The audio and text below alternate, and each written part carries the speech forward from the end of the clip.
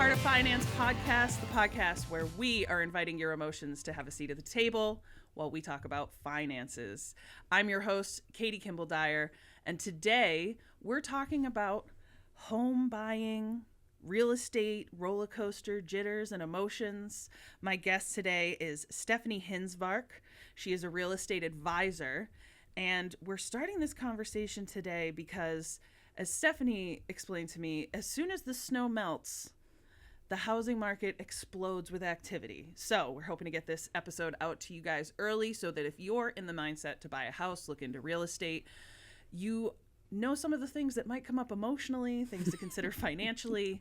A little bit about my guest, Stephanie. Stephanie's approach to real estate is infused with her dynamic personality and goal-oriented mindset, making her both a delight to work with and a committed advocate for her clients. A quick study, a quick wit. Stephanie has the ability to rapidly understand her clients' needs and market trends while navigating the complexities of real estate transactions with a blend of humor and insight, and I can personally attest to that.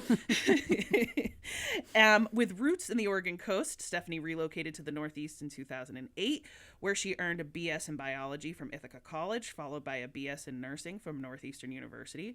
Her educational background, coupled with nearly a decade of experience in Boston area's critical care nurse work is in high-pressured environments, has endowed Stephanie with a remarkable ability, calm demeanor in stressful situations, a keen ability to communicate clearly and effectively, traits that she has seamlessly transitioned into her real estate work. And if you know anything from my other episodes, you know that we love when someone takes a previous career and turns it into the skills they use to build their new one. So I love that. Thank you for adding that in. Oh, yeah. Her medical background has honed her meticulous attention to detail, deep empathy, and effective teamwork, equipping her with the ability to adapt, manage complex emotions. High stakes are often part of the real estate buying process and selling process. As an investment property owner herself, Stephanie understands the value of real estate as a long-term investment, making her a trusted advocate and advisor. Beyond her professional life, Stephanie is an avid explorer of the city, a true crime podcast enthusiast, and enjoys dancing, traveling with her partner, Paul. Together with their German Shepherd, Freya, they love to explore the trails both locally and in their getaway home in New Hampshire. Stephanie, welcome to the Heart of Finance podcast. Thank you, Katie. I thought it was really interesting that your bio quite frequently mentioned your ability to handle high stakes, high stress, complex situations coupled with emotions.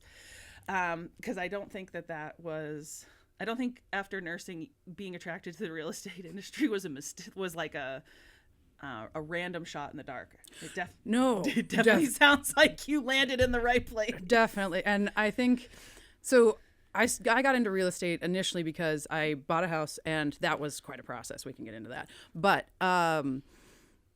I love looking at houses. I mean, how many of us spend time like scrolling Zillow?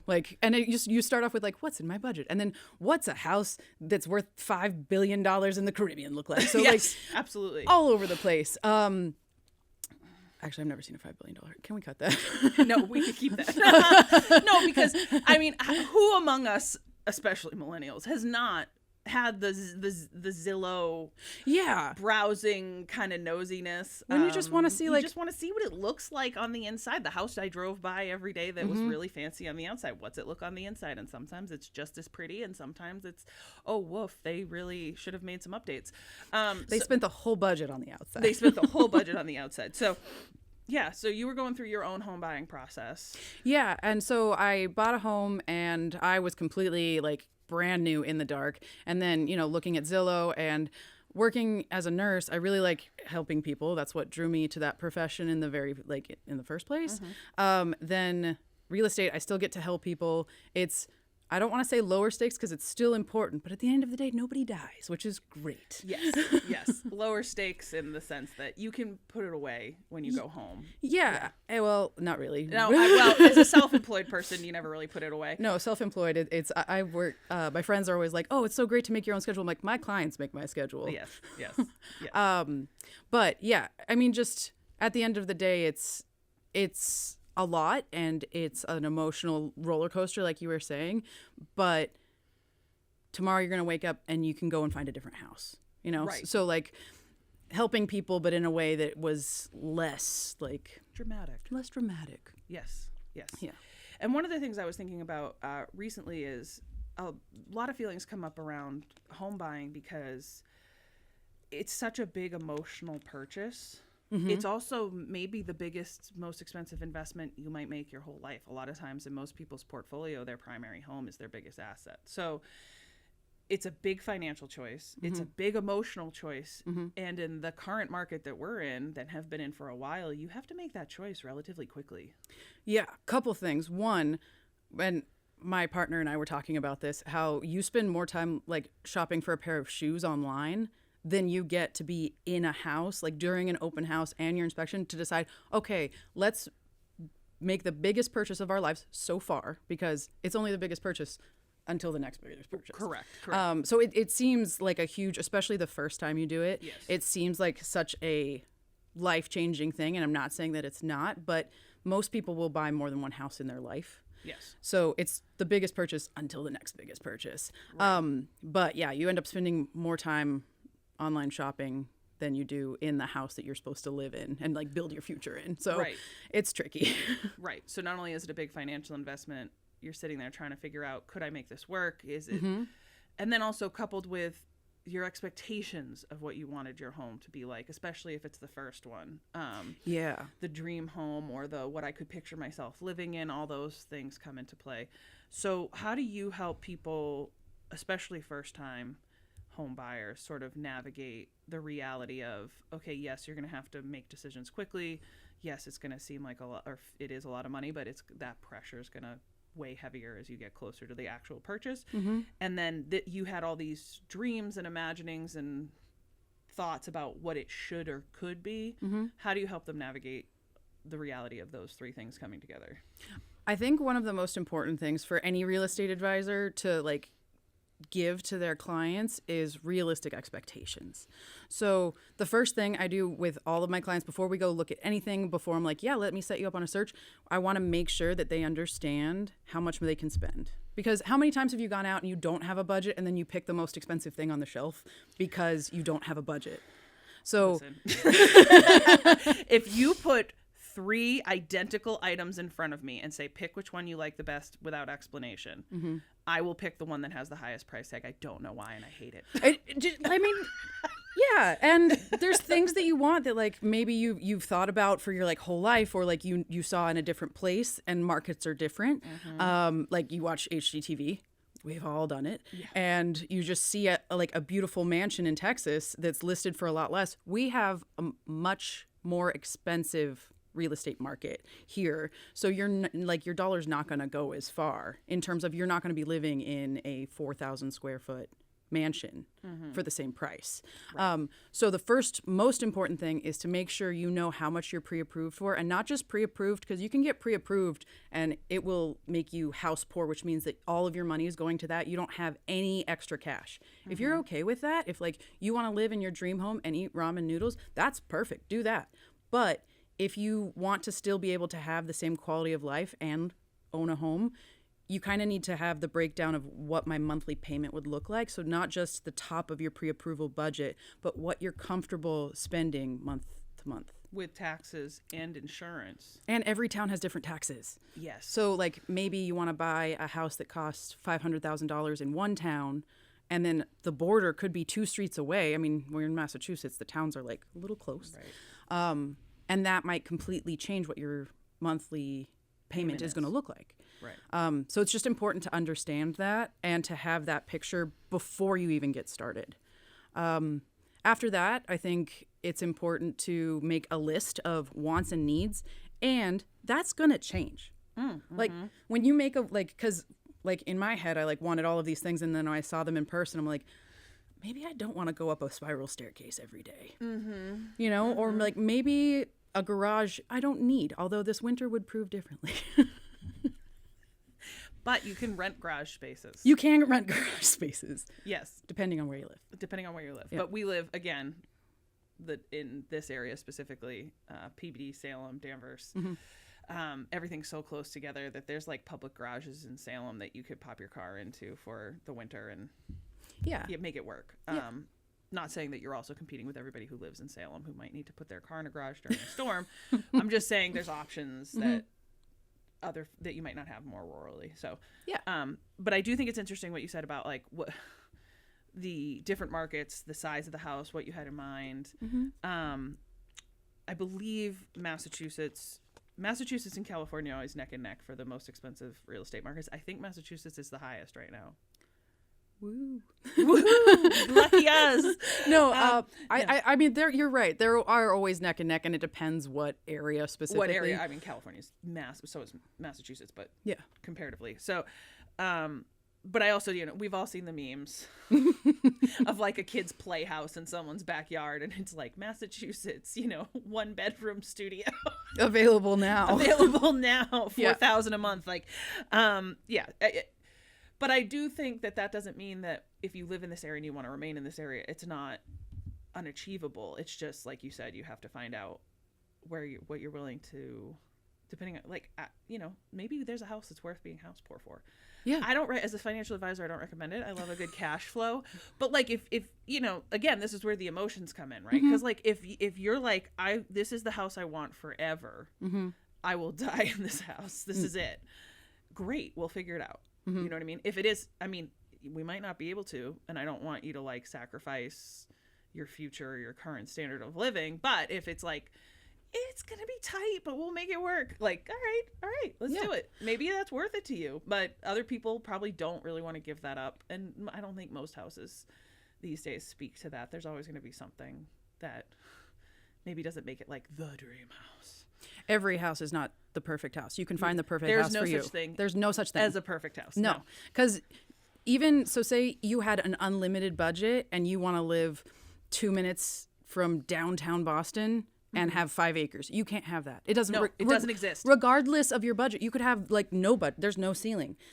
You're still not going to be able to get everything you want, which kind of brings me back to the wants and needs list. It's really important to make sure you kind of know what your needs are. And your needs could even be like, it's something that you need, like not physically to exist, but like, I need to have a bay window. Okay. That can be just something that you really want and you've wanted for your house, and then finding what you're willing to sacrifice. Or like, I guess not sacrifice, but give up in exchange. Yeah, sacrifice. But like, trade. What's the trade-off? What's the trade-off? Thank you. Would I that was not very because clear. I want the bay window so bad, would I sacrifice having a yard? Yes. Yeah. Which one feels more important to me? Yeah. So I think that's interesting. Yeah. And as people look, and again, I was just joking with someone. One of my problems when I look at most things, and I guess it's not a problem, it's a strength. This is one of those like interview questions where it's like, what's your biggest weakness? I'm too determined. Yeah.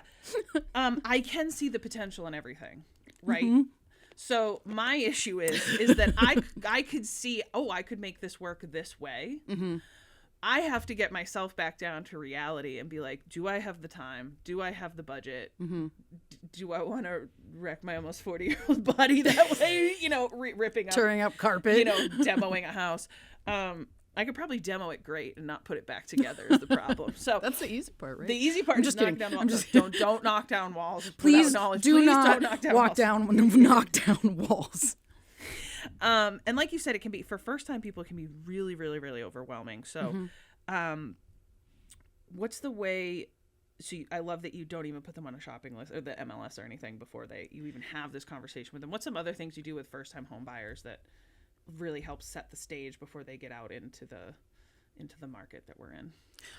I mean, it's kind of more of a discussion. So I like to talk people through the whole process. My team and we have a buyer packet, and it breaks down the entire process step by step. Buying a home, it's like almost learning a new language. Like, what is escrow? What is like deposits? What do I need to put down? Who is my mortgage broker? What are closing costs? Learning all of these different things, it can be, that part I think particularly can be really overwhelming. By presenting it in bite-sized pieces, it really makes it so that like, okay, I can take this on, especially for first-time home buyers. But another thing I like to discuss, and I actually got this from my mentor, Robin Kelly, shout out. But she likes to describe your budget as a pie. So like you have a $500,000 pie. Your location costs 50% of that pie.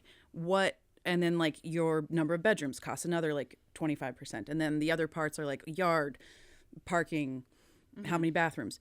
You can adjust that based on like what you find, especially with looking that you need. But sometimes you might need to buy a bigger pie. If that doesn't work, and there's different ways to do that, you can save up for longer, which is tricky because then the market's still moving. Yep. You can, like, again, look at your budget and see what you're willing to spend. You can talk to family, and I think it's tricky with, speaking of like emotions and finance, talking to family about what they're willing to contribute, because a lot of people don't know that like Gam had a housing amount she was going to give to everybody, and she just never talked about it. That's happened so many times when they're like, oh, I want to help you get into a house. It's like, we never heard this, Gam. Yeah. So it's, yeah, I think it's also just because it's such a big, it is a big purchase. It, you know, brings up a lot of like anxieties about finance.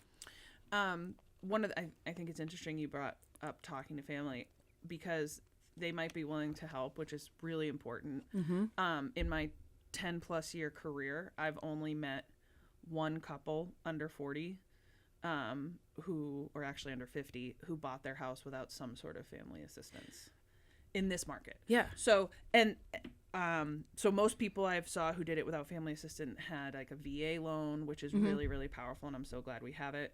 Super powerful. So the VA benefits helped a lot. When I say family assistance, I don't mean like them fronting the down payment. I mean, my parents let my spouse and I live at their house for 3 years while we just saved all of our income towards the house. That's family assistance. They didn't hand them the money, but they did support them in some way. So I've literally only met one couple who did this without that kind of support and without a VA loan. And they were shocked at how congratulatory I was of them, because I don't think they realized how unique their situation was. But this market and the way that, you know, it can be hard to talk to family because it can be really frustrating when you talk to parents and grandparents who are in such a completely different buying environment. Yes. With completely different rules. And I saw a comedian once be like, I bought my house for, 3 nickels and a raspberry. And now it's worth $1.2 million, right? And so they've got all this equity in this house that they, and look, I know that income was the same and all that, their income was less. But for us to have the same buying power as our parents had, I think it's something like we'd have to be making like $63 an hour or something compared to what, to have the same buying power that they had. So even though it was hard for them at the time that they did it, we're still in a completely different market than they are. And the rules are completely different. Yeah. So it can be hard to talk to family because they're earnestly giving advice that is completely irrelevant. They're giving advice to a different game. They played a different game. They played that's a good way I like that analogy. They're giving you advice on a game that you're not playing. Yeah, we're playing a different game with different rules. Totally different game. They're giving you advice for a game they played, and you're not playing that game anymore. So it's a totally different world. Yeah. I also feel the same way about, I notice I say this is going to come up in every episode. Y'all are going to get sick of it, but Googling to learn. Googling to learn. In finance, it's extremely difficult. In medical, it's extremely difficult. You're telling me that WebMD is lying to me? Sorry. But look, there's very few online. There's only one online resource I've ever recommended to people, and for finance and for medical, I don't even have one for that. But with real estate, what have you noticed? People earnestly tried to do their own research, earnestly tried to learn, and they come to you. What are some of the things you've noticed that they've misunderstood or that the internet has misrepresented to them? Sure. I think one of the biggest things is that different markets are different. Okay. Yes. So like Massachusetts is a 2-contract state. So you have an offer, a purchase and sale, and then a closing. So that feels like a lot. And it's a 2-attorney state. So you have an attorney as a buyer, and a seller also has an attorney on both sides. Not all states are like that. In New Hampshire, you don't have to have attorneys involved. And that could move things forward. So people will look at different ways of buying a house and a different home buying process based on different places. And this, along with like your family offering you earnest advice, if they didn't buy, not only did they not buy at this time, but they might have bought in Florida right 2 years ago. That's a different market. They have different totally laws. different environment. Yeah. Totally. Like they even have different laws involving like inspection, involving lead paint. Massachusetts is a caveat emptor state, which means buyer beware. It's a fancy Latin. It's like one of the 3 Latin words I know. But buyer beware. So as far as disclosures go, the only one we have in Massachusetts is lead. You have to disclose if your property has lead or not. Anything built before 1978 typically has lead somewhere. However, most, or not most, but a lot of sellers, if you say, I don't know, you don't have to get it tested. So you can say, I don't know on the form, which is different than other places like that. And then you have now, because of the law change last November, you have to allow buyers an opportunity to get an inspection. You don't have to get an inspection. But that can't be part of like the incentive to like boost somebody's offer. I really like that because during the buying frenzy during COVID, yes, that was a huge thing. It was going for like $100,000 over asking, no inspection, cash offer, whatever. And it was just making me panic as a financial advisor because at the very least, first of all, anyways, let's not get too far into that just because I could go down that rabbit hole. That'd be a whole separate podcast, is the COVID house buying. Maybe that'll be a bonus episode. We should do that as a bonus episode. Bonus episode. But the inspection part really unsettled me because it just, again, you have so little time to make this decision. Yep. And you get so little insight to the house when you get the one saving grace to that process is the inspection. And now people were waiving it to try and make their offer better. So I actually really like that Massachusetts added that law because it was making me so uncomfortable as an advisor. Yeah. Because I would say, like, look, go for it, but at least never waive the inspection was always my advice to clients, is always get the inspection. I do have something to comment on that. Please do. I love a good rebuttal. If you... I'm not saying that an inspection is bad. I recommend them, especially if you're a first-time home buyer or you've never done any work or you don't know like what to look for. Absolutely helpful. However, just like real estate advisors, real estate agents, realtors, whatever you want to call us, they are not all created equal. So to get your real estate license in Massachusetts, it is a 40-hour class and a test, like a standardized test. Yep. That is all. And you pass that test, the next day you pay your fee, you can be practicing real estate. We are not all made the same. Some people will sell like one house in the last 5 years, and some people will sell one house in the last week. So those are very different agents. And you will see the same thing with inspectors because, again, it's a class and then a test. You don't have to have a background in construction. You don't have to have a background in anything. So that's where it's really important, especially as a first-time home buyer. I would recommend working with someone who can help you build a team. With all of my clients, I always recommend inspectors who I have either personally vetted and I know they've been in it for a long time, they know what to look for, or someone that my team has worked with. And like a couple of our inspectors, they are like second generation, third generation inspectors. They know exactly what to look for. Yeah. They are very, like, they've also worked in construction. They know what things can go wrong. And even if you have a highly qualified inspector, they can't see into walls.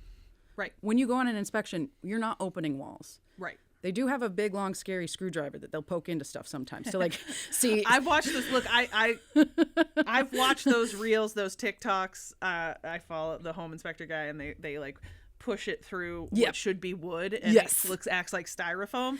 Yep. Nothing inspired me to want a home inspection more than that guy doing that. Which that's great, but they can only show you and like point out things that they see.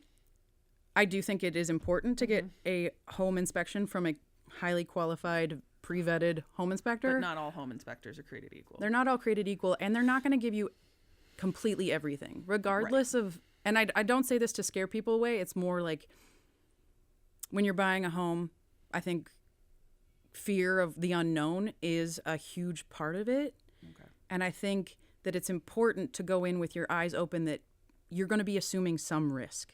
Regardless, you buy a condo, you buy a townhome. Absolutely. Yeah. I mean, it's an investment, right? Yeah. And there's no investment that doesn't involve risk, period. Yep. So the risk is that, it's a big purchase and you don't know what you don't know and you don't know what you can't see. And also the home could be in perfect condition. And I thought it was interesting when you brought up the budget, not using all of it on the purchase of the home. When I have people who say I have this much saved for the down payment, I try to encourage them to not use the whole, nest egg pool of money that they've saved to the down payment. I want them to leave some behind, because in the first year of owning a home, even if it's new construction, something is going to break, and it's going to be big and annoying and expensive. And if you don't have money set aside for that, as a first-time home buyer especially, who's previously, I'm assuming you rented, the stove goes, the landlord fixes it. There's no landlord. It's You're buddy. The landlord. And that's the risk. So when people are like, now we have no cash flow and we have no savings and we just bought this house. Okay, great. Inevitably, I don't care how good that house is, how expensive it was, something's going. Something weird's happening. And partly because it's just your first time in the house. You don't know all the little nooks and crannies and knickknacks. And I have seen, and I'm so jealous of this, a couple of times you'll get that homeowner who hands you the binder. Where they kept all the binder. The colored names for the walls, and they have all the manuals for every appliance they ever bought. I've seen that twice in 11 years. So of people buying houses, I'm always jealous. I've seen it a few times. Okay, yeah, and I love those people. I want to be that person. I'm not. The manuals are in all different drawers in my house, depending on how close to the appliance the drawer is. You're like, that's right next to the microwave. Yeah. So do I aspire to be the person with the binder? Yes. Am I? No. And have I rarely seen it? Yes. My dad actually bought a house in New Hampshire with a well system. It was a double well system, and it was very specific.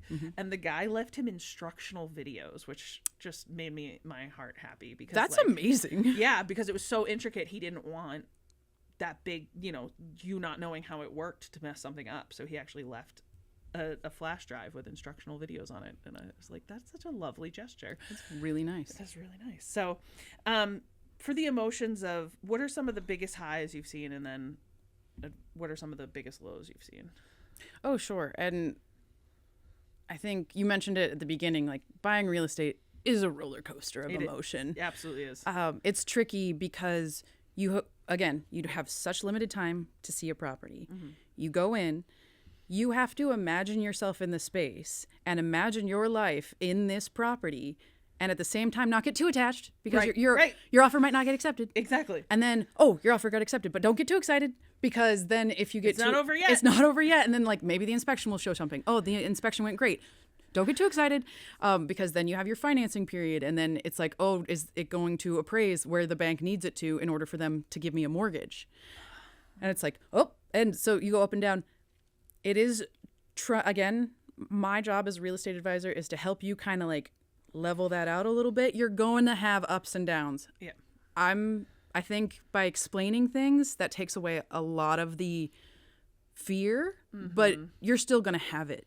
It's not going away. Absolutely. Yeah. No, but I think that's a really good point. Thank you for saying that, because it's not, again, and that's the whole point of this podcast is, yes, it's numbers. Yes, it's a process. It's on paper. I love when people are like, it's black and white. It's not. No. Because humans are involved. Because humans are involved. Humans on all sides of this process are involved.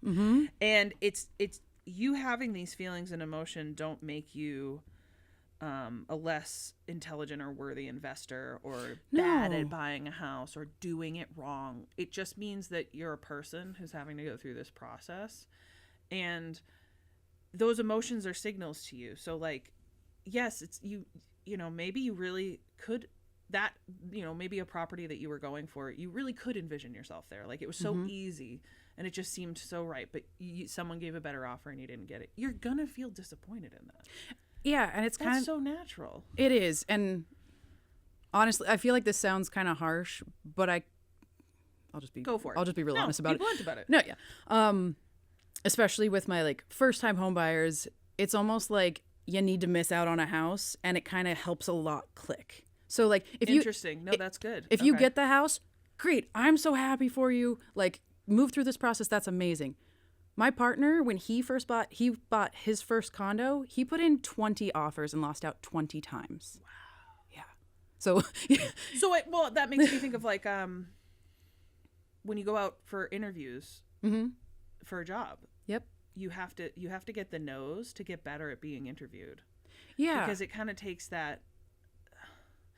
There's something about it that's like you want them to like you the best, or you want them to somehow the rejection of your offer or the rejection of the job, it feels almost like personal.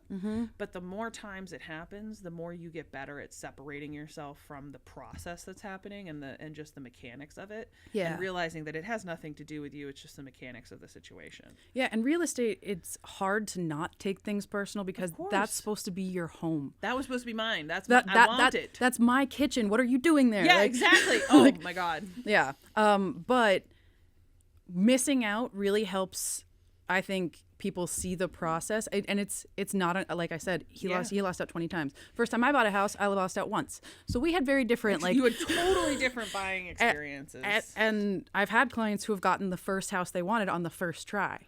Wow. Which is great. But if you don't, it doesn't mean that you failed. It means that you're learning. It's a continuous process. Right. And it also kind of gives you an idea. It kind of helps tighten that needs and wants list a lot. You actually were nice enough to take me out to a few house showings and open houses and start explaining the process to me as I start to learn more about this, because I feel like I'm right at that point in my life where I'm ready to maybe start this process. She did talk to somebody about a budget before we went out. I just want everybody to know just that. For the record. But what I thought was interesting is things that I had said to myself or in my mind. And actually, you know what it reminded me of? Planning my wedding.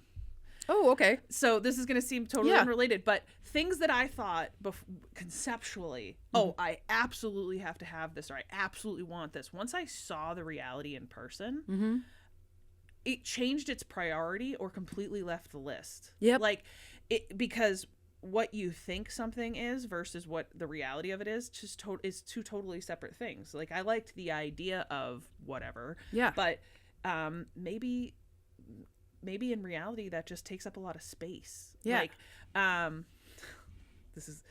this might still be on the list, but I love the idea of I want to have a space that I live in someday that has room for a kitchen nook. Like a breakfast nook. A breakfast nook. Thank you. I want a breakfast nook, right? Yeah. That's so high. Right. So when I look at pictures of houses, I'm like, well, that kitchen has no room for a breakfast nook, right? Like, yeah. But then when I see in person, it turns out I actually really like an open layout. Those are a little different. So breakfast nook and open layout don't go together. So that's what I mean by like seeing that changed the priority. Now it's like, well, if there's a spot for it, it'd be lovely. You know what I mean? It's no longer like a requirement. But you wouldn't know that unless you go out and start looking. Right. Because the kitchens that have room for a corner for a breakfast nook are usually pretty tight. You know, versus the open layout kitchen, which feels nice and expansive and like you could talk to people in the living room while you're cooking. That's not going to have room for a breakfast nook because it's an open layout. Yeah. So it's interesting just like when you see stuff in person. And I noticed that when we were planning for our wedding, like the reality of like the space we wanted or what we thought we wanted in a venue or what we thought we wanted for decor. When you see it play out in real time in real life, you realize, oh, that's not how I imagined it or how I thought it would be.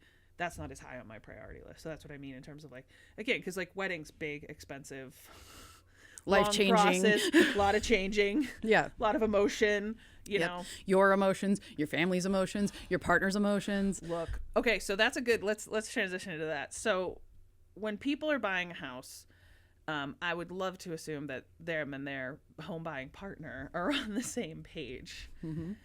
What happens when they're not? How do you help them negotiate that? So actually, I have seen that a lot with couples that I take out, and maybe they've discussed, and again, like the list, like you've discussed what you want, but what that is in your mind versus what that is in reality are very different. And it's back to like high highs. When you walk in, when I walk into a house with a client and I can see like it click, it's not just like, oh, I like this house. It's like they see their like. It's like a shock moment. Like they see it, that they really see the house and they see like where they're going to have breakfast and it like, yeah, this could work. With couples, they don't have it at the same time. Ooh, okay. So like I've gone in and not always, but so like I've gone in and one of them will absolutely love it. And the other one will be like, what are you smoking?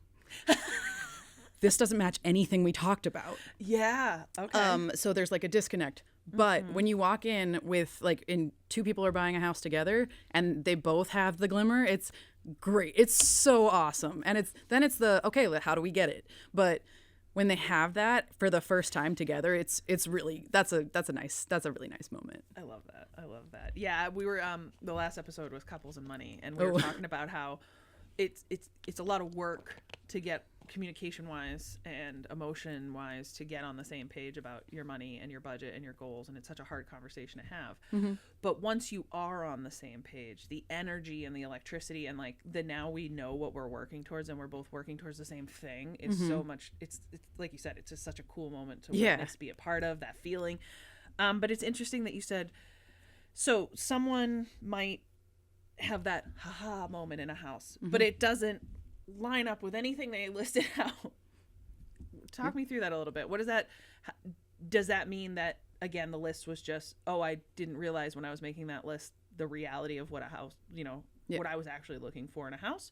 Or is it like, what parts of a list do you insist people stick to, I guess is what I'm asking. Nothing. Okay, great. That's good. I like that. I think and I feel like I just spent like, I don't know, 20 minutes telling you how important it is to have this list. Meanwhile, the list changes. It's an evolving thing. I like this. When you see a house, like maybe it doesn't have the bay windows or the breakfast nook, but everything else about it just makes so much more sense to your life.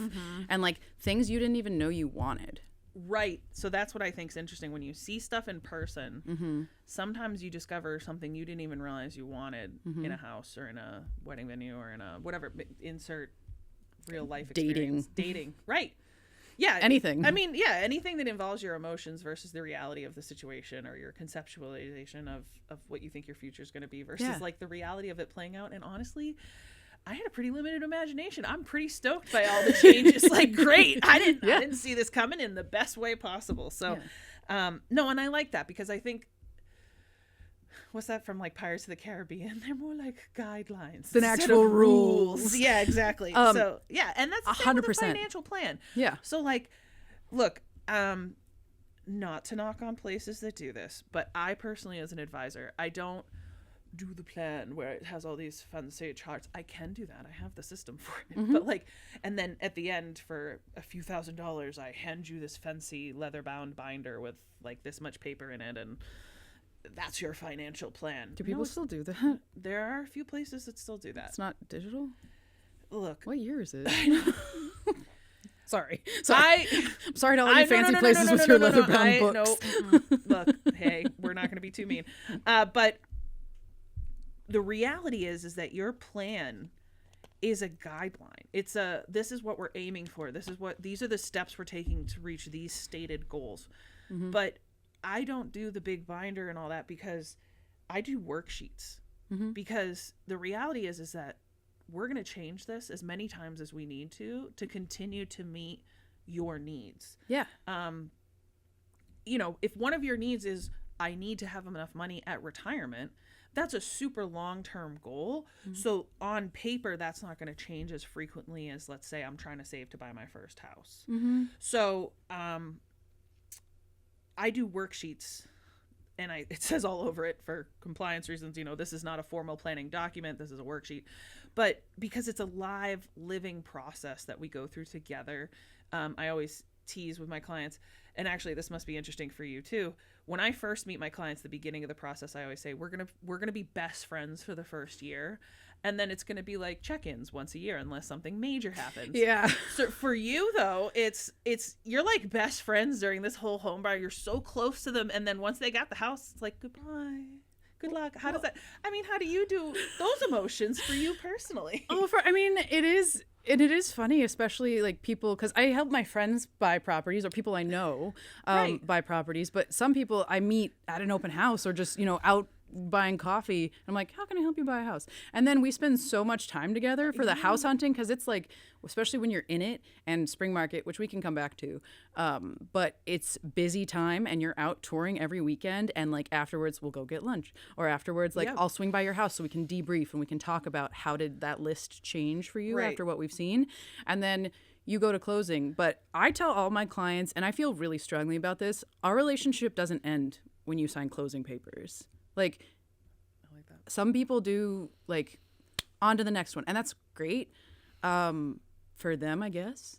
But for me, like, I'm building a relationship so that I can help you buy this house. And another thing with it being the biggest purchase until the next biggest purchase is what's perfect right now, what matches all of your criteria right now, might not match in 2 years. Life happens. Things change. Sure. You get a dog, you need a yard. Right. You have kids, you need more space. Your kids move out. You need to like Downsize. Yeah. Right size. Oh, I like that. I think, yeah, but we'll come back to right sizing.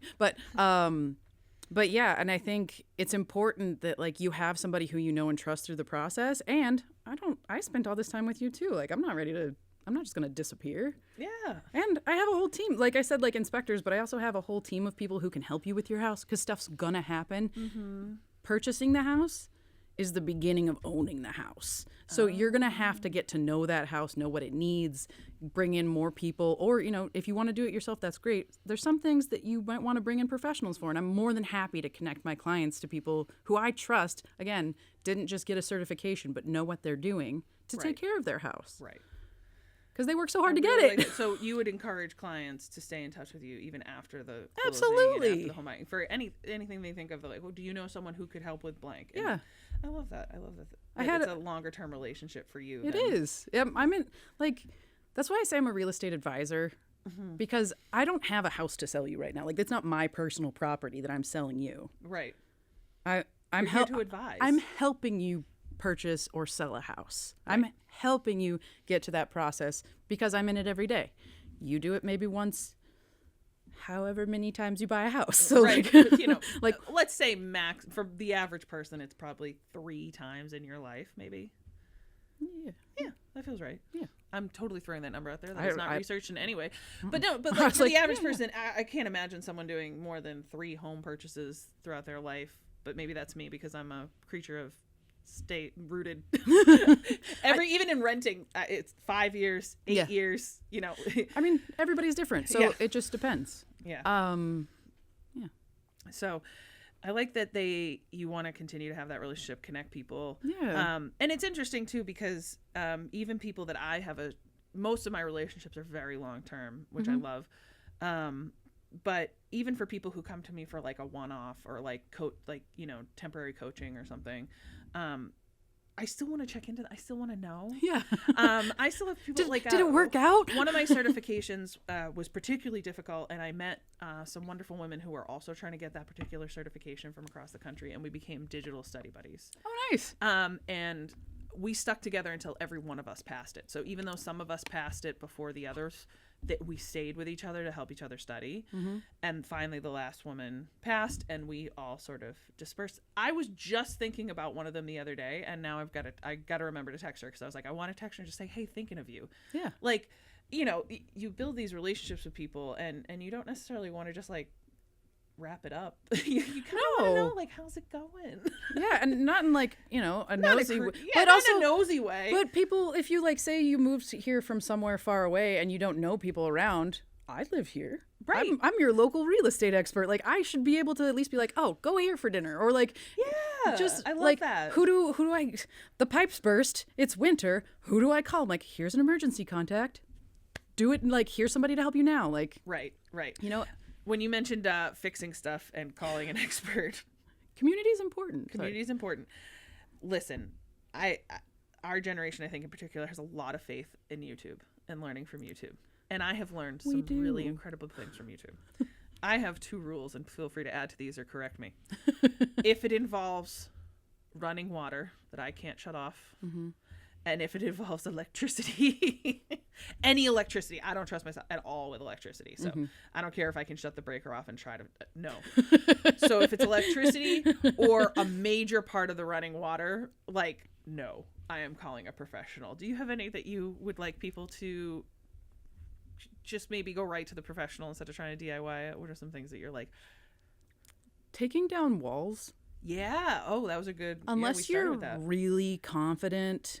And even then, unless you have a background in construction and maybe like you have, I would recommend getting somebody, especially for first time home buyers. you can watch all the YouTube, but like if you affect the structure of your house and it causes something to collapse, that's an issue. Big issue. If you start messing with the bones of a house, and that includes plumbing and electric, like bring in somebody, and it doesn't have to be like a full reno to bring in some assistance. And I think it's important too, because like even with real estate, like you can buy real estate on your own. Mm-hmm. You can sell real estate on your own. People do it all the time, every day. You don't have to have somebody on you. You can do finance on your own. Look, you can DIY most things. You can DIY most things. But bring in a professional, somebody who they do this for breakfast, lunch, and dinner every day. This is their jam. This is their job. Yep. They're going to have a better understanding of it than you, and that's going to save you time, and it's going to save you money. Even if it costs money up front or it costs money for a plan, in the long run, it's going to save you money because they know what they're doing. Right, because one, you're not using... another thing I have in business is a 15-minute rule. Mm-hmm. If I cannot confidently figure out something in 15 minutes and I'm not enjoying the process of figuring it out, mm-hmm. it is worth it to spend the money to bring in someone who does it every day, all day, and get it done for me. So the most common example would be a website. Mm-hmm. I did my own website for this podcast just because I love that. It brought me a lot of joy. It was very fun for me. Nice. But I've also talked to people who hate it. They hate the whole thing. It drives them crazy. Mm-hmm. It ends up not looking great because they hated it the whole time. Yeah. At that point, don't spend hours of your time doing something you don't like. Mm-hmm. And let's be honest, you're not that good at. Just hire someone. Yeah. Because even if, look, I'm not saying in the world of marketing, spending money is a squishy thing because you spend a lot of money for marketing and it's just, there's very few examples of like, I spent this much money to do this ad campaign and it led to this exact number of business. It's a little more amorphous, a little gray area than that. So it's harder to put those hard numbers to it. But I can tell you right now, if you spend the money to not do something you don't like so that it comes out better than what you could have done and you didn't have to do it, that money already has great return on investment just for your emotions. Yeah. Just because, and you can spend that time and energy doing something you're good at that does make you money. Mm-hmm. Right. And we talk about this a lot with people starting businesses. Maybe you got into the business to make cupcakes, but when you're a self-employed person or a business owner, you now wear all the hats of bookkeeper and accountant and marketing, social media. You have to file certain permits with the city to this therapist for yourself and all your employees. For yourself and others. For yourself and others. And now all of a sudden you're doing all these things that aren't baking cupcakes, right? Mm-hmm. And now you're not happy because all you wanted to do was bake cupcakes. That's why you started your own business. So at that point, you'd be better off investing in professional help in those areas so that you could go back to doing the thing that you're good at, that brings you joy and will ultimately make your business better because you're doing those things that you're strongest at. So it's the same thing. Yeah. Fixing anything, finance, fitness, hire someone who does this all day, every day, because they're going to know things that you just didn't know to look for or consider. Or if there is, let's say you're doing the demo of the wall. I like this example. You open up the wall and surprise, something weird's going on in there. There's almost always something. There's always something. I knew this poor woman. Look, she has this amazing house, but this poor woman couldn't replace a light bulb without finding mold or rot because the addition that was on her house, part of her house was an addition and it wasn't done right. Yeah. And there was so much moisture in the walls. Every thing this poor woman went to do had rot. So she eventually had to just, finance a complete tear down of the walls in that section of the house and just redo it because every time she turned around, every time she tried to DIY something, she came across something she couldn't handle. And then she was paying a contractor to come in and just try to do that little section. And then it turned into a whole thing. So when you open up the wall, you're going to find something you weren't expecting. And having someone who's seen this before and knows exactly what the next step is now that we found the weird thing is so that you can't put a price on that because it's just like, well, you could. But it saves you a lot of heartache, energy, mistakes. I also know someone who tore down a wall and it didn't have any immediate ramifications, but eventually the house was sagging. Uh-oh. And it caused windows to become misaligned. That's a load-bearing wall. That was a load-bearing wall. So again, don't tear down walls. Yeah. Don't tear down walls without someone helping you or checking on it. I think a good a good rule for when it comes to that is it something that's going to, when it comes to houses anyway, is it something that's going to affect the structure? Paint, you can mess up really bad on paint. Yeah. And you'll be that's funny. That was an example I was making. And you'll generally be okay. Yeah. If you're going to do something that's going to affect the structure or like affect the bones, maybe call a professional, or something that's going to affect the homes or your safety. Yes. Don't try and roof a house if you've never roofed a house before without somebody to help you. That's where my rule with the electrical comes in. Yeah, safety. Safety. It's a safety. It's a safety issue. It's a safety issue. We've talked a lot about the buying process, and especially first-time home buyers. Talk to me a little bit about right sizing and the selling process. Ooh, yeah. I love the phrase right sizing. I got that from my mortgage broker, Kathleen Cardell. Just plugging all these people. No, I got some plugs at the end, so go for it. All right, I was supposed to wait till the end to plug. Oh, you're fine. No, I love this. Yeah, go on. But she introduced me to the phrase right sizing, and I think it is such a good phrase because when people hear downsizing, it has such a negative connotation. True, yeah. And again, because of the emotions involved with buying your house. So you got the house. You went through that whole roller coaster and you were able to do that. And then you lived there for years and you worked on this house. You put in so much sweat equity. You changed the walls. You had your family there. That's where like your dinners happened. That's where you celebrated birthdays. Like that's a lot. Yeah. That's a lot to go through. And like having to walk away from that, you get so tied to a property. Like this is my home, but it's just a house at the end of the day. It is. Like, and I don't mean that for you. I mean, for you, it's still your home. But anyone who's going to come and see it, when you decide this is too much, I can't take care of all of this, and you're going to sell it, anyone who's going to see it is just going to see it as a house. The bank is going to see it as a house. People who come to see it, they might envision their future home. They don't have your memories. They don't know what happened there. They see it as a house. And I think it's really important in that situation to hand it off to somebody else to sell for you, because you're not going through like you're not like envisioning your kids' first steps. Like, sorry, I don't know why I'm like still emotional about this. I'm really glad you brought it up. I think the biggest difference between my wife and I is like when I'm ready to move on from something, I move on. Right? Yeah. I'm like, woo, let's go. Wow. She's very emotionally attached. No, that was beautiful. She's very emotionally attached to spaces that we've been in because they're the physical space that the memory occurred in. Yep. And I'm like, nope, got those right here, moving on. Yeah, exactly. And it comes off as callous for me because I'm like, woof, we're done with that. Because I'm the type of person who like, I know I need more space in my life. When I start having dreams of falling through a wall and finding another room, like that's my signal that like maybe I need to expand something. Maybe I need more space. I think I need another room. And no, that's not always the answer, but I know what you mean because like my parents bought a home up in New Hampshire, and I grew up there in that home, and we moved a couple times when I was a kid, but we always had this house in New Hampshire. It's where we went every summer. It's where we went in the winter. I learned to ski up there. I have all these wonderful memories. We only ever went up there to relax, so it was like I have all these wonderful memories up there.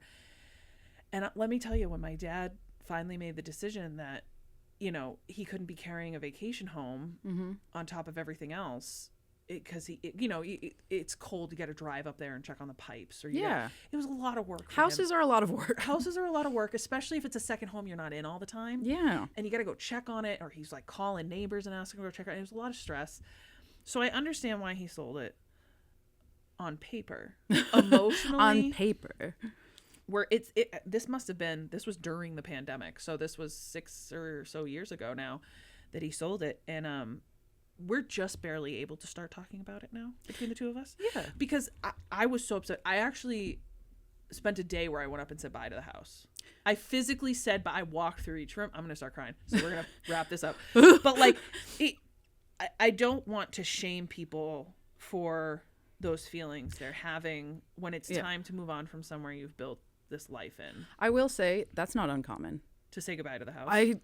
Almost all my sellers say goodbye to their house. Why wouldn't you? Well, and like because it you know like it does carry a lot of emotion for you, and again, kind of. So I didn't mean to have that like whoa all the feelings. But that's why it's important to have somebody who doesn't necessarily have the same. I fully agree feelings with that. Because when somebody comes and says, oh, this is just a house and I just want to pay you this amount of money, especially if it's not what you were expecting. You're like, yeah. It stings. It's like, no, this is worth so much because you put such an emotional price tag. Mm-hmm.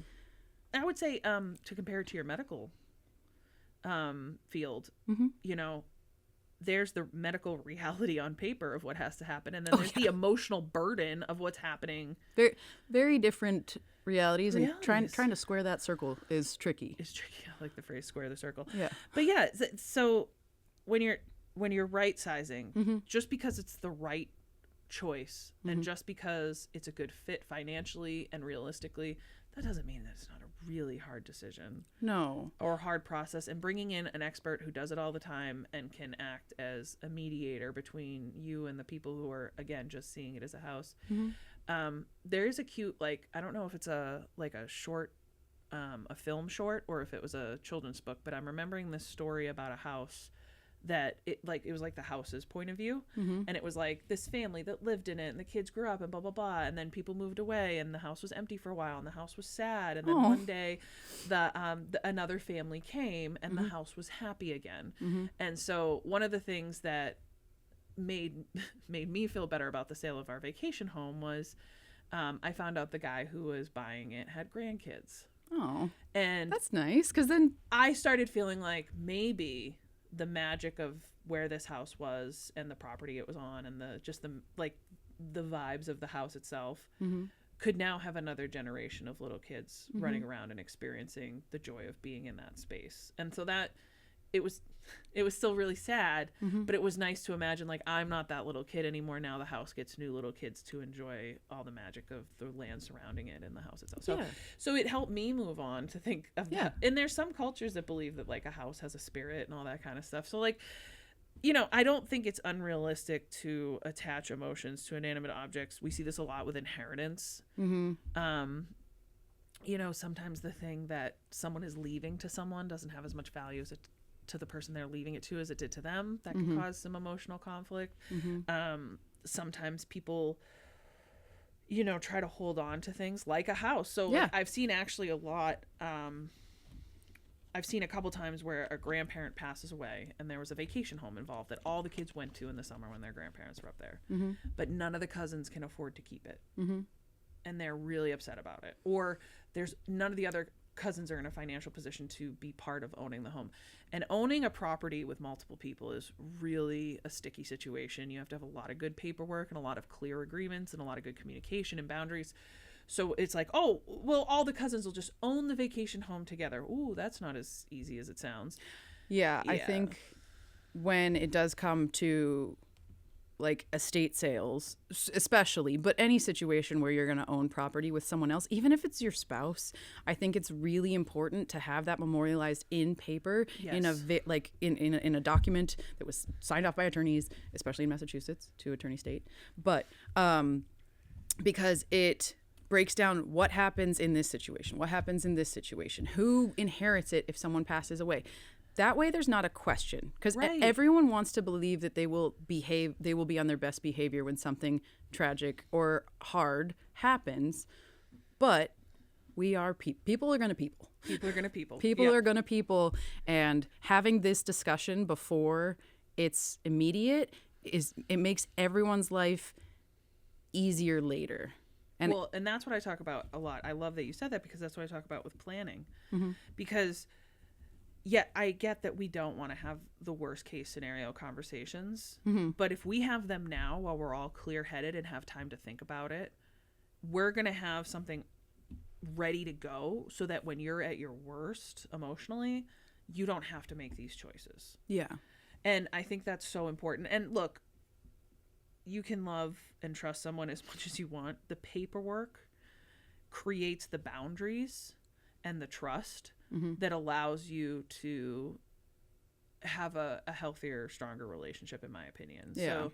So if it's in paper, like what you agreed upon and what you're saying to each other is written down and legally authorized, you no longer have to hope that they don't change their mind or something goes wrong or da-da-da-da. It just takes that totally out of the equation because it's handled. Yep. And now you can just move forth with your relationship with your family members, your spouse, whoever, knowing that like that's off the table, it's been handled, It's taken care of. It's taken care of. So now we just got to focus on our interpersonal relationship. We don't have to worry about like, well, you know, if I really tick off so and so off, like, you know, they're now gonna cut me out. Well, now they got to go get a lot of paperwork to do that, so maybe they won't.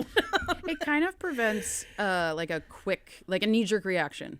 It also prevents a knee-jerk reaction, right? You don't want your emotions to be like, you don't want a bad day to dictate the legacy you leave behind. Yeah. You know, because that might not actually have been your intent in the end. Yeah. It was just a bad day or a bad month or whatever.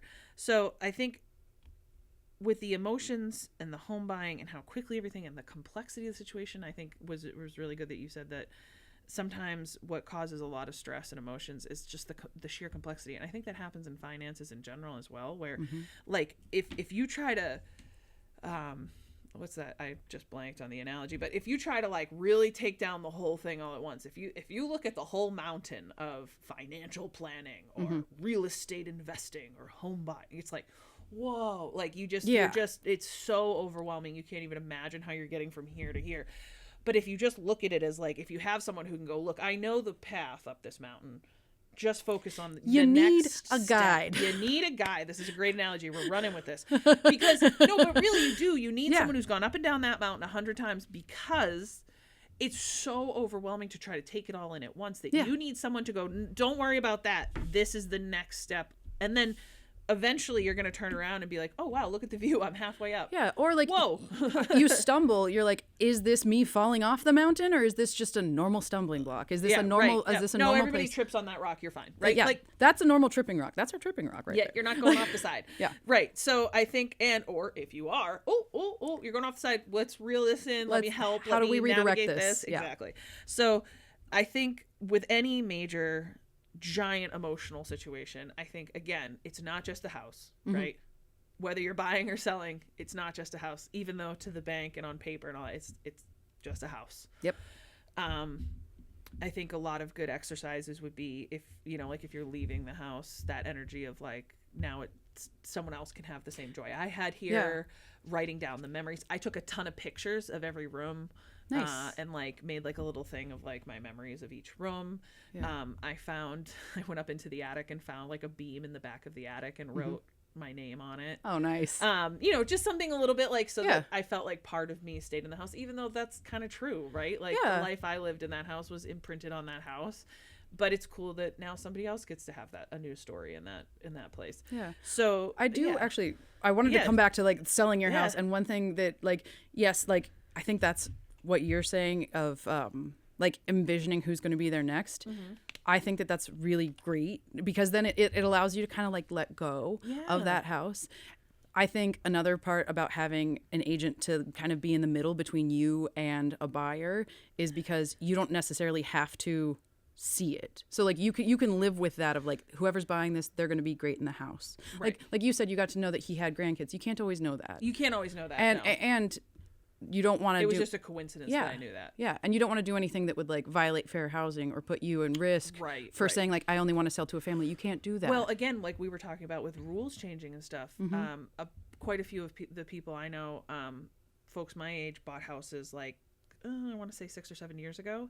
And part of their home buying, and it also was in New Hampshire, just as a caveat, they wrote letters to the seller. Love letters.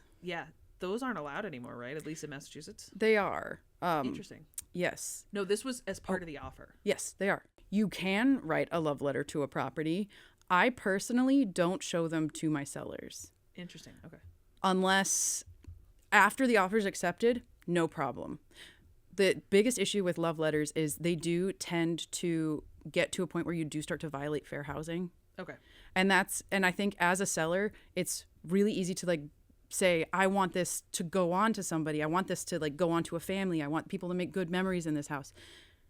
You have to kind of force your goal to stay at the top of your head. So your goal is to sell this property. You want to make money selling this property. You have to like for your own financial future. And you have to kind of pull some, or like maybe this is why it's good to have somebody to like pull you back to like, this is why you're selling your house. Right. The idea of it going to someone great, that's amazing.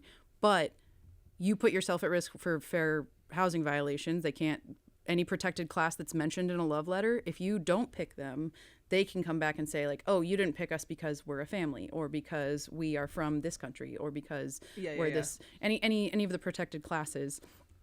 And Massachusetts has more protected classes than federal.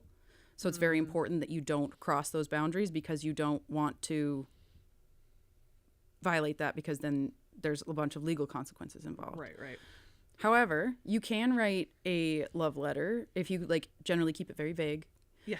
Like we loved the house. We want to like build our future in it, as long as you like keep it very vague. Like I want to build my future, and I want to build like this and this, and you have like all these ideas of what you want to do with the house. You can do that. If you do include a love letter, like I said, I don't show them to my sellers, because I wouldn't want to put them that I'm protecting them. No, I like that. I like the clarification. But I have had a situation where they picked an offer. It was the best offer. It had the best price and terms. Yes. But after they accepted the offer, I got to show them the love letter, because they'd already accepted. We'd already gone under agreement. Right. But I got to be like, hey, fun bonus. Great. They wrote a love letter to your house. That's cute. Which was really nice. That was great. But I think that is where you do need a separation of the emotion and like selling your property, because you don't want to put yourself at risk bringing your emotions into it when you're selling. You have to look out for what your future is. And you have to look out for like, what quality of life do you want? So maybe you moved into this house and it was at the top of your budget and you've enjoyed living there, but your needs have changed. Right. And you could have a much better quality of life in a smaller place, or a place that was closer to family, or a place that was just different, had a garage so you don't have to worry about shoveling the snow every year. By taking that, like your future into account, I think it makes it easier to walk away from a place where this is where I made my memories, and this is where my memories, like this is the, like you were saying, this is the physical location of my memories. Take those memories with you. Yeah, those can go with you. Yeah. I have had people make a memory box to take with them. It's like a small, so like, yeah, you can put pictures, but like some people will take like a piece of the wallpaper. Yeah. Or we'll take like, if they have to get rid of furniture, they'll take like a piece. So you could still get to keep those memories. Right. But in a smaller way. In a smaller way. And that's the past. And you're living now. So you have to live for now. I agree. That's a great way to wrap that up, actually. Like, you got to make the financial choices, the home buying and real estate choices that are right for now. For you, for now. For now, right. Yep. Not even like, you know, because like you said, some people might stretch their budget to try and reach, because they think for their future self it would be important. Mm-hmm. No, what do you need right now? Mm-hmm. Because we can pivot later. Yeah. I'm not, obviously my whole job is planning for the future. I know. But we don't want to sacrifice your quality of life, your ability to be okay now, for a future that may or may not happen, a hypothetical future, right? I mean, I will put the caveat, like, like say you're planning on expanding your family and you need space for that.